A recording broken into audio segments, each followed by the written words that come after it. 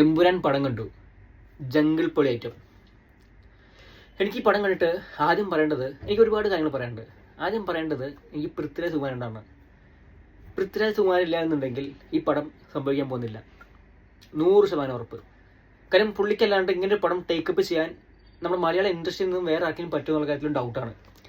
കാരണം ഈ പടം കണ്ടു കഴിഞ്ഞാൽ നമുക്കൊരു ഓരോ ഷോട്ടും ആ ഒരു രീതിയിലാണ്, ആ ഒരു ക്ലാരിറ്റിയിലാണ് പ്രസൻറ്റ് ചെയ്ത് വെച്ചിരിക്കുന്നത്. അതായത് ഓരോ ഷോട്ട് ഡിവിഷൻ വെച്ചിരിക്കുന്നത് ആ ഒരു ലെവലിലേക്കാണ്. അതായത് പൃഥ്വിരാജിന് പണി അറിയാമെന്നുള്ളത് മുന്നേ നമ്മൾ തെളിയിച്ചു കഴിഞ്ഞു ലൂസിഫറിൽ. അതിൻ്റെ ഒരു എക്സ്റ്റൻഷൻ പോലെയാണ് എമ്പുരാനിൽ പൃഥ്വിരാജ് സുകുമാരൻ എടുത്തു വെച്ചിരിക്കുന്നത്. അതായത് ആ ഒരു ക്വാളിറ്റിയിൽ. ഒപ്പം തന്നെ ഇതിൻ്റെ കൂടെ പറയേണ്ടത് മോഹൻലാലാണ്.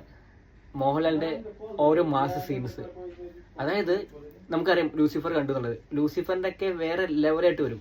ഇതിനകത്തൊരു ജംഗിളിൽ വെച്ചിട്ട്, കാട്ടിൽ വെച്ചിട്ട് ഒരു സ്റ്റണ്ട് സീൻസ് വരുന്നുണ്ട്, വാട എന്ന് പറഞ്ഞ സീൻ. അതായത് നമുക്ക് ലൂസിഫറിൽ നമുക്ക് മുന്നേ നമുക്കറിയാം അങ്ങനെ സീന് അല്ലേ.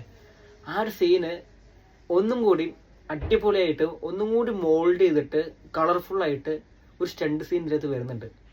അതായത് തിയേറ്റർ മൊത്തത്തിൽ കുലുങ്ങിയത് ആ ഒരു സീനാണ്. സെയിം തന്നെ എമ്പുരാൻ്റെ ലാലേട്ടൻ്റെ ഫസ്റ്റ് ഇൻട്രോ എന്ന് പറഞ്ഞാൽ VFX-ൽ 3 ഹെലികോപ്റ്റർ വെച്ചിട്ട് ചെയ്യാവുന്ന ഒരു കേസ് പൃഥ്വിരാജ് സുകുമാരൻ ചെയ്തത് 3 ഒറിജിനൽ ഹെലികോപ്റ്റർ വെച്ചുകൊണ്ട് ആ സീൻ മോൾഡ് ചെയ്ത്, ആ സീൻ എടുത്തു വെച്ചിരുന്നത് നമുക്ക് കണ്ടു കഴിഞ്ഞാൽ ആ സീൻ കാണാൻ വേണ്ടി മാത്രം നമുക്ക് എന്ത് ചെയ്യാൻ പറ്റും, എമ്പുരാൻ ടിക്കറ്റ് നമുക്ക് ബുക്ക് ചെയ്യാൻ പറ്റും. ആ രീതിയിൽ, അതായത് ഫണ്ട് നമ്മൾ ക്യാഷ് കൊടുത്താൽ പോലും മുതലാവും എന്നുള്ള കാര്യത്തിൽ യാതൊരു തർക്കമില്ല.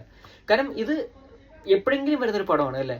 ഇങ്ങനൊരു സ്കെയില്, ഇങ്ങനെ ബഡ്ജറ്റ് ബേസിൽ ഇത്രയും നല്ലൊരു ആംബിയൻസ്, ഇന്റർനാഷണൽ ക്വാളിറ്റിയിൽ എപ്പോഴെങ്കിലും ഈ പടം വരത്തുള്ളൂ. എല്ലാവരും തിയേറ്റർ പോയിട്ട് തന്നെ ഈ പടം കാണുക, സപ്പോർട്ട് ചെയ്യുക.